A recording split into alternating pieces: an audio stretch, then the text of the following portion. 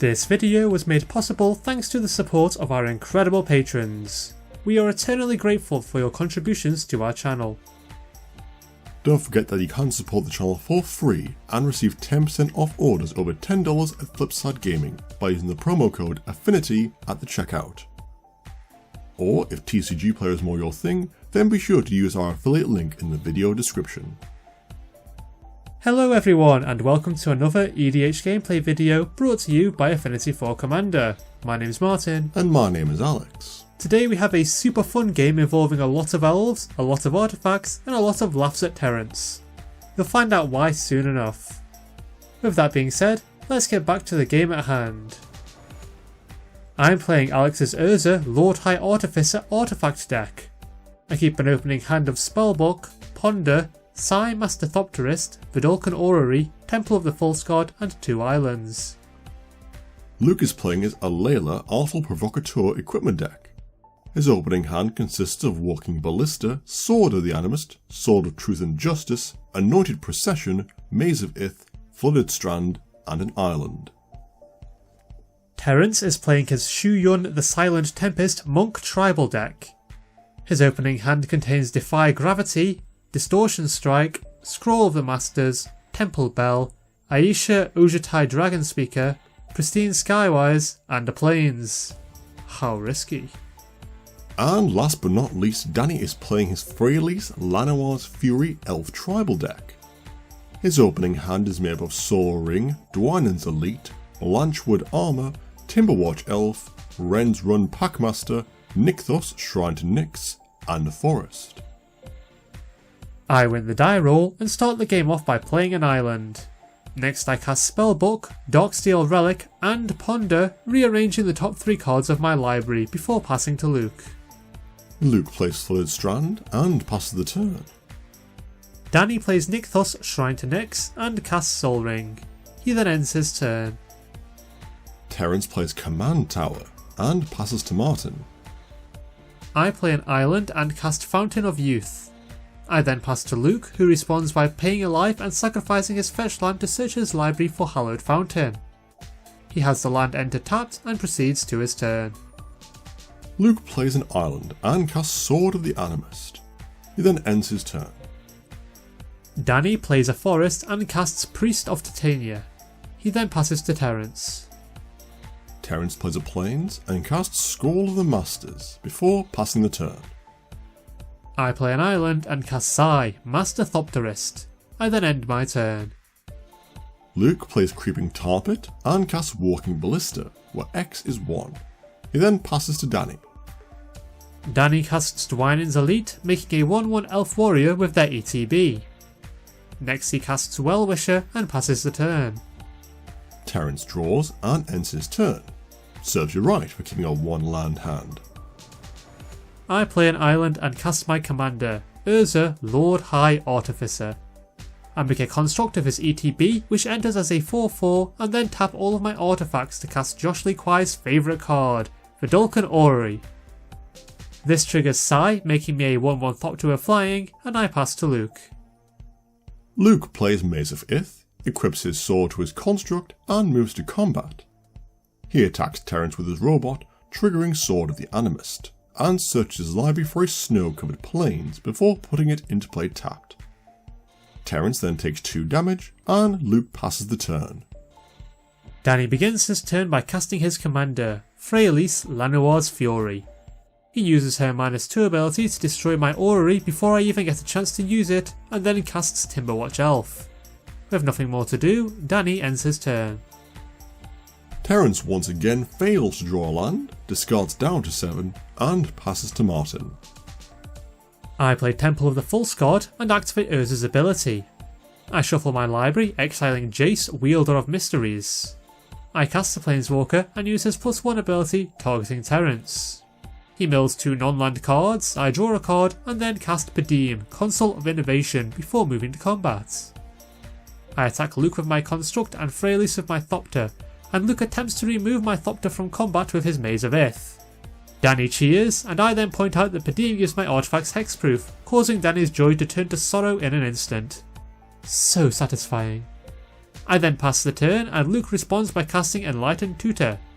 He searches his library for Sigarda's Aid, puts the enchantment on top of his library and moves to his turn. Luke draws and casts Sigarda's Aid, and plays Darkwater Catacombs. Next he casts Sword of Truth and Justice, attaching it to his Walking Ballista for free thanks to Sigarda's Aid. Moving to combat, Luke attacks Martin with the Ballista, which he is unable to block given that it has protection from blue.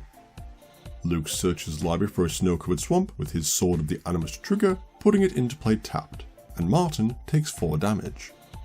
Sword of Truth and Justice then triggers, and Luke puts a +1/+1 counter on his robot.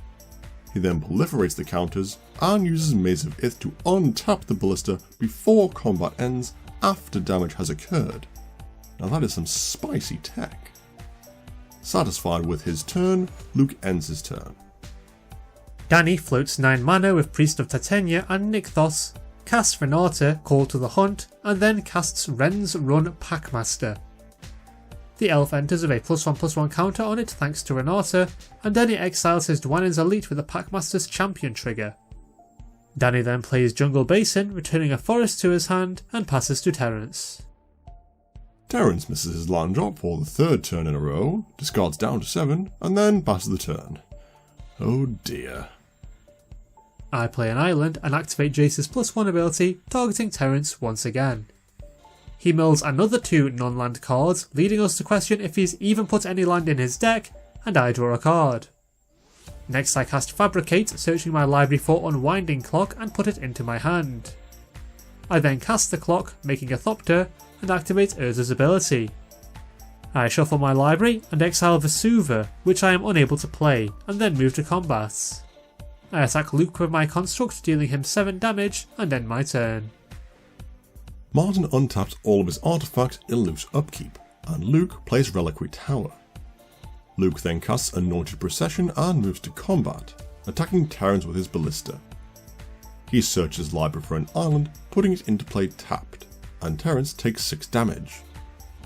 Luke then puts another +1/+1 counter on his robot, proliferates the counters, and untaps the construct before the end of combat with his Maze of Ith.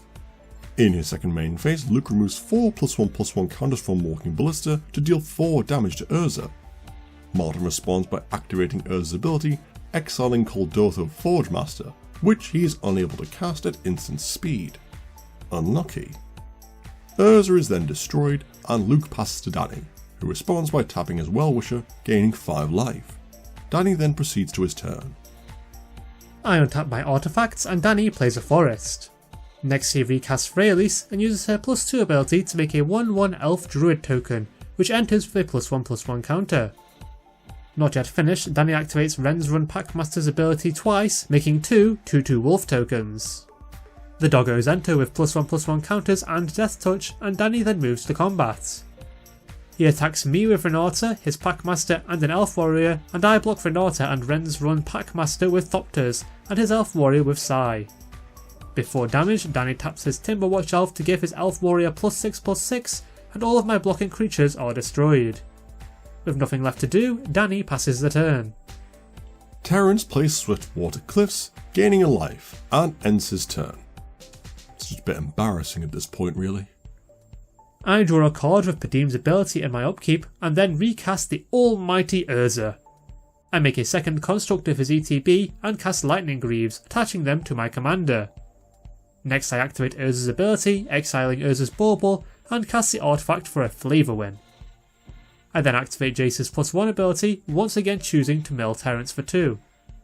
He puts another 2 non-land cards into his graveyard, and I draw a card before moving to combat. I attack Luke with my 8/8 construct, which he doesn't block, and I pass to Luke.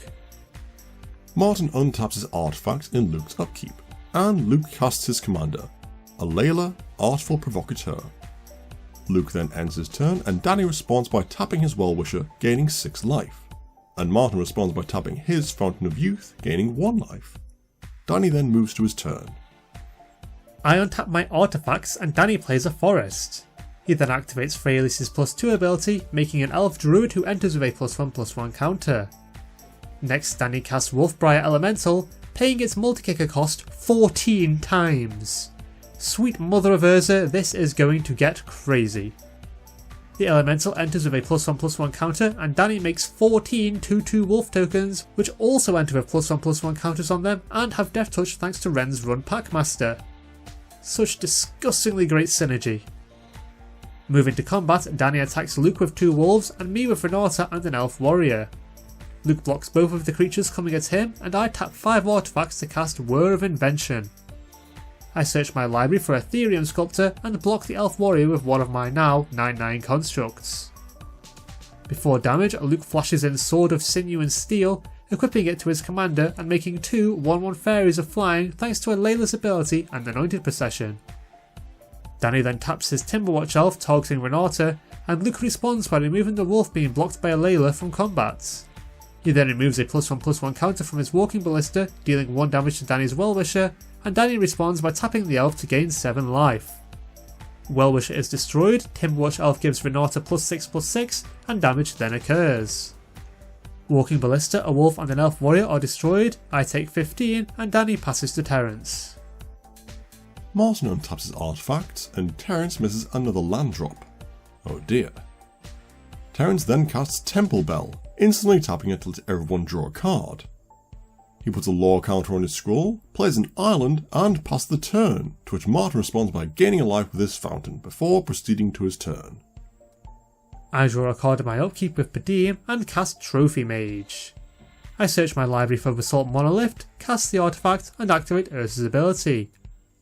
I exile Rhystic Study, cast the enchantment, and then cast Tezzeret, Artiface Master. I use his 0 ability, drawing 2 cards, and cast Herbal Poultice. Not yet finished, I cast Codex Shredder, which costs 0 mana thanks to Ethereum Sculptor, followed by Thirst for Knowledge. I draw 3 cards, discard 2 islands, and play an island. Still not finished, I use Jace's +1 ability to make Terence mill 2, and I draw a card. Moving to combat, I attack Terence with both of my 12/12 constructs, dealing him 24 damage. Ouch. I then end my turn. Martin untaps his pile of artifacts, and Luke casts Necropotence. He makes 2 more fairies, and Martin draws off his Rhystic Study. Luke then equips all of his swords to Alela and moves to combat, attacking Danny for 7 damage. He misses his Sword of the Animus trigger, and damage then occurs.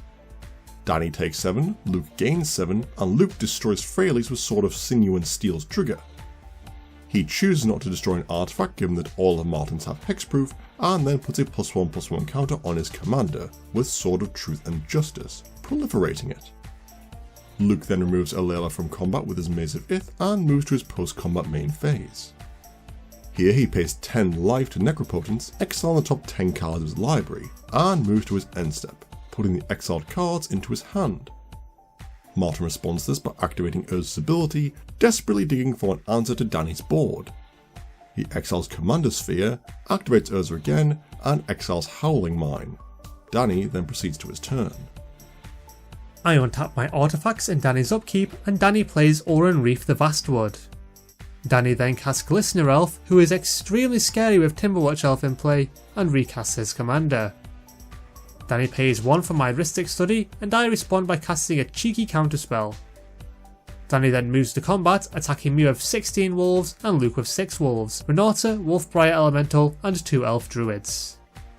I block 6 wolves with my creatures, and Luke blocks Renata, Wolfbriar Elemental, and 3 wolves with his fairies. Before damage, I tap all of my artifacts, floating 14 mana, and cast Paradoxical Outcome. I return 16 non-land non-token cards to my hand, draw 16 cards, and cast an overloaded Cyclonic Rift, which was the 15th card that I drew. Talk about close calls. I forget that Cyclonic Rift ignores my board, and everyone returns all of their non-land permanents to their hands. Dwynen's Elitas return to the battlefield when Ren's Run Packmaster leaves play, and Danny discards down to 7 before passing to Terence. Terence plays a mountain and casts his commander, Shu Yun the Silent Tempest.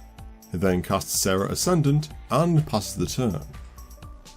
I play Reliquary Tower and recast Urza, High Lord Artificer.